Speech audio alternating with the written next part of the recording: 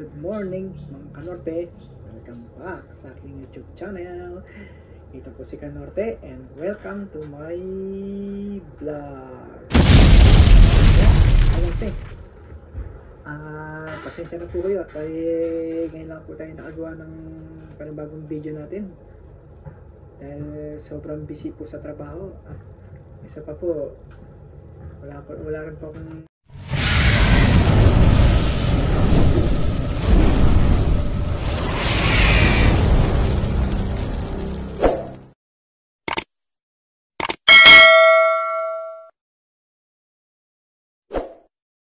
masyadong oras kasi meron po akong inasikaso. Ayan mga Kanorte, meron na po i-share sa inyo regard sa aking permanent. Do you know, almost 10 years I got my permanent. Alam nyo Kanorte kung gaano ko kasaya nung na-grant yung PR namin. Nag-grant yung PR namin nung February 10. Pero actually mga Kanorte, last year pa ako nag-apply. Kaya lang, ang daming mga requirements na hihingi. Pagkatapos, yung amo namin, yung mga document na kailangan na dapat i-send o kailangan ng migration agent namin, hindi lahat na binibigay, partial lang. Alam niyo ba Kanorte paano ako na PR dito? Alam niyo po ba yung pandemic? Yung pandemic kasi Kanorte, nung nagkaroon ng COVID, halos 2 years kami hindi nakauwi, naka-stay lang kami rito at lahat ng border sarado. Ngayon, after pandemic, nagbigay yung government dito ng consideration na lahat ng mga nandito is exempted. Lahat pwede nang mag-apply kahit anong age. Kaya lang yung problema mga Kanorte, yung nung nag-apply ako ng permanent o ang daming mga requirements kasi hindi lang po kasi ako hindi lang po individual kasi ang apply ko kung pamilya na po.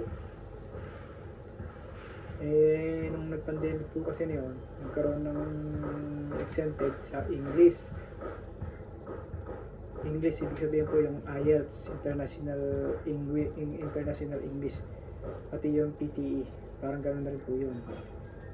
Ngayon, nung nalaman ko na exempted ako yung sa IELTS na yun, ginrab ko na agad yun. Talagang nag-ipon talaga po ako para may pang lodge. Kaya sa mga marami, yung pandemic talagang maraming pinadapa, maraming buwis na nawala. Pero may mga iba naman na nakatulong din. Katulad ko, siguro kung wala siguro pandemic baka hanggang ngayon hindi pa ako PR kasi hindi ko makuha yung hindi ko maipasa yung IELTS na kailangan kong ipasa na bani score 6 sa mga skilled workers tulad ko na pintor. Ay kay biro nyo mga Kanorte, nag-ready na ako noon 1 month. Ang bayad ko 1,000. Pero useless lang kasi after work papasok ako ng 5 hanggang 7, 2 hours. Pagod ka na sa trabaho, pagkatapos medyo stress ka sa trabaho kasi yung amo namin may pit at masyadong dahil nga Greek. Pero mabait naman kahit pa paano. Kaya ngayon mga Kanorte, nung nagte-take ako ng IELTS hindi ko taga makuha, sabi ko wala na siguro pag-asa to, sabi ko. Ay, nung nag-pandemic kayo, nag-email yung agent ko na pwede na mag-apply ng eligible ako na pwede mag-apply ng permanent at exempted ako sa English. Kaya nung sinabi ng agent ko yun, kagad, nag-dump kagad ako. Pagkatapos ang daming mga list, ang daming mga requirements na nihingi. Ngayon yun, unti-unti ko nung pinoproduce. Pinapakuha ko sa asawa ko lahat ng mga requirements o mga document na kailangan maipasa sa migration agent ko. Pagkatapos mga kanorte, yung dalawang klase ang pathway kasi dito na permanent eh. Yung isa 187 at yung isa 186. Magkaiba po kasi yun eh. Yung 187 po kasi na yun, once na ikay college level, sa 187 exempted ka na. Kaya lang once na PR ka, so kailangan mo nang mag-stay ng 2 years sa ano. Unlike dun sa 186 within 2 weeks, kung gusto mo nang mag-resign or umalis sa ano, ito pwede yun. Eh yung akin naman, dahil 187,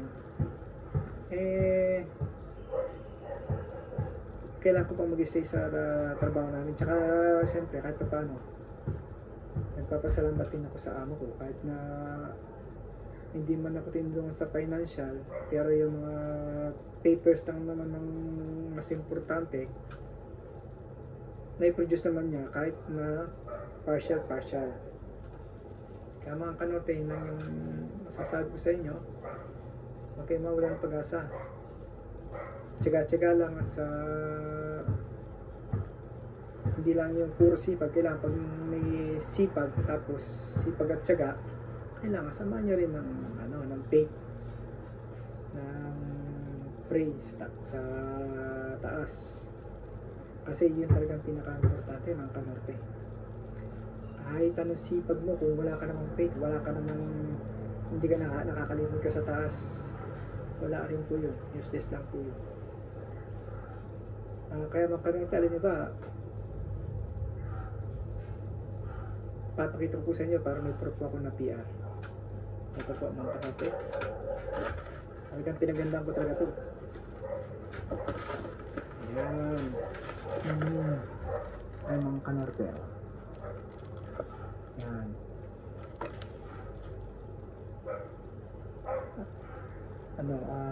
Granted 187. Ayan mga kanorte, ito yung sa pamilya ko, puro ganito lahat. Kasi ang apply ko, parang pang apply ko sa mga kanorte, family package. Buong pamilya ko.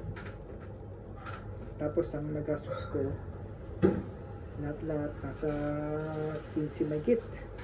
$15,000 mahigit.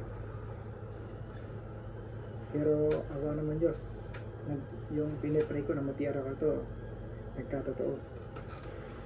Tapos mga kanorte, once na ikay na PR dito, mas madali ka nang makahanap ng trabaho. Mag-resign ka ngayon, mag-apply ka kinabukasan, pagkatapos ng isang araw o pagkatapos mag-apply nga, tapos isang araw lang, tatawagan ka, pwede nga mag-start, lalo na kung demand yung mga tao, demand yung kumpanya.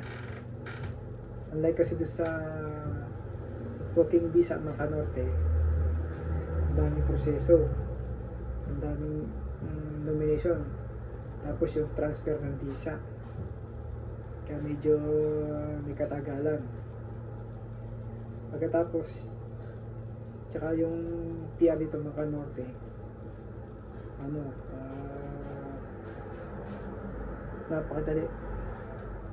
napakadaling maghanap ng trabaho. Kaya lang ang problema nito, although malaki rin nga rin yung sahod, kaya lang ang problema, malaki yung cost of living.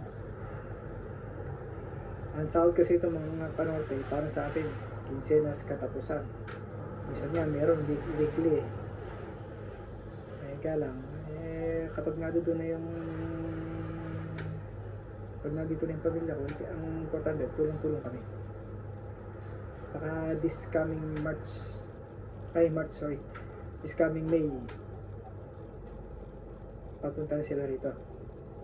Actually, naibot na sila. Kaya mga sabi ng mga kanorte, hindi na makakauwi. Ako, kahit na lang pumunta rito. Kaya mahal ng ticket. Mantakin niya mga kanorte, ang one way lang, Mula Pilipinas hanggang dito. Kulang 1,000 dolyar.